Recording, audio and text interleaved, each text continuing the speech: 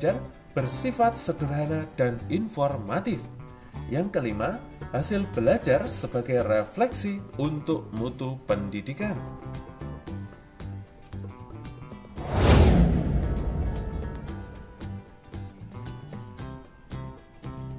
Adapun jenis-jenis instrumen dalam asesmen, yang pertama yaitu rubrik.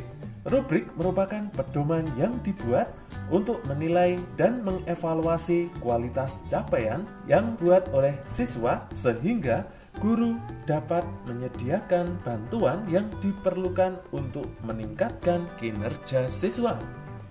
Kemudian checklist. Checklist ini merupakan daftar informasi, data, ciri-ciri, karakteristik, atau elemen yang dituju. Berikutnya yaitu catatan anekdot.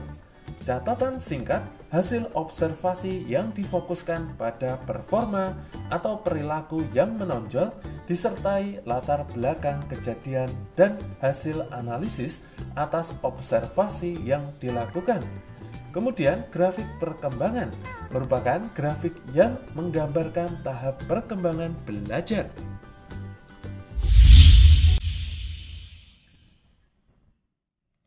Selanjutnya yaitu observasi.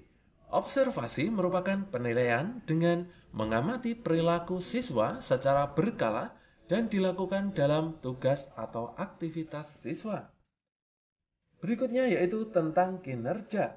Kinerja merupakan penilaian yang menuntut siswa mendemonstrasikan dan mengaplikasikan pengetahuannya dalam berbagai macam konteks dari kriteria yang diinginkan.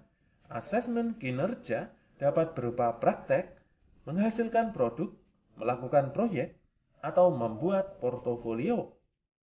Berikutnya tentang proyek. Proyek merupakan kegiatan penilaian terhadap suatu tugas yang meliputi kegiatan perancangan, pelaksanaan, dan pelaporan yang harus diselesaikan dalam waktu tertentu. Kemudian berikutnya tentang tes tertulis. Tes tertulis merupakan tes dengan soal dan jawaban yang disajikan secara tertulis untuk mengukur atau memperoleh informasi tentang kemampuan siswa. Tes tertulis dapat berbentuk esai, pilihan ganda, uraian, atau bentuk tes yang lainnya.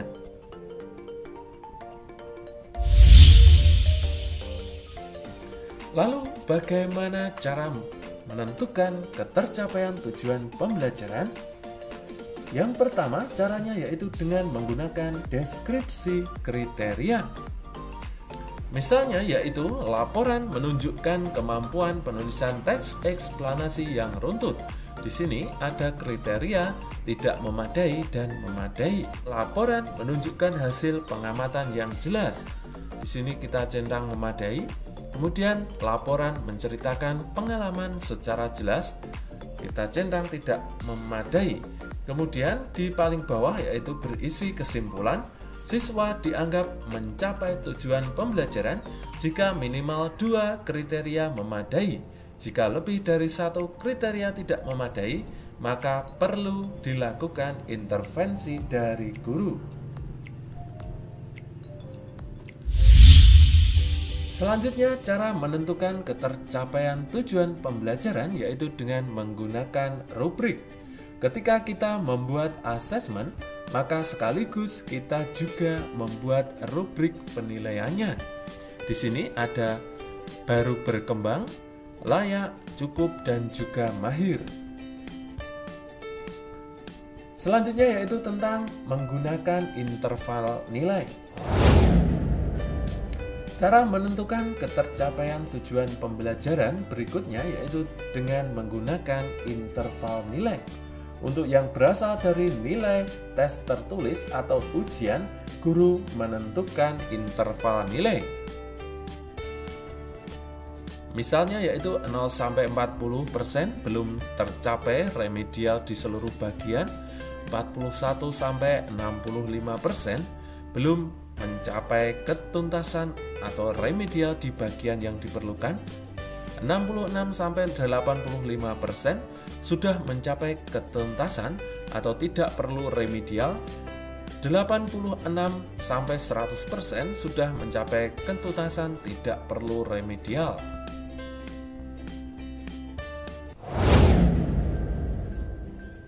Selanjutnya yaitu kriteria ketercapaian tujuan pembelajaran.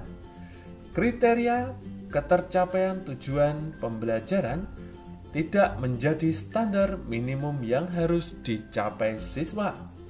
Kriteria ketercapaian tujuan pembelajaran menjadi sumber informasi bagi guru untuk menentukan tindak lanjut penyesuaian pembelajaran sesuai kondisi siswa.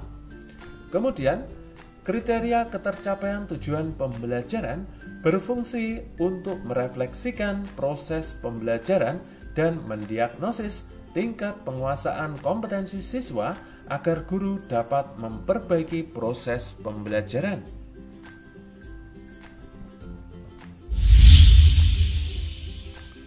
Selanjutnya yaitu nilai sumatif setiap tujuan pembelajaran dikumpulkan sebagai bekal pertimbangan deskripsi untuk nilai rapor. Adapun contoh pengolahannya yaitu sebagai berikut. Hasil akhir tersebut digabung dengan nilai asesmen akhir semester, lalu jadilah nilai rapor. Baik Bapak dan Ibu guru yang hebat, demikian tadi materi kita tentang asesmen dalam pembelajaran kurikulum Merdeka. Semoga bermanfaat. Sampai jumpa di materi berikutnya. Wassalamualaikum warahmatullahi wabarakatuh.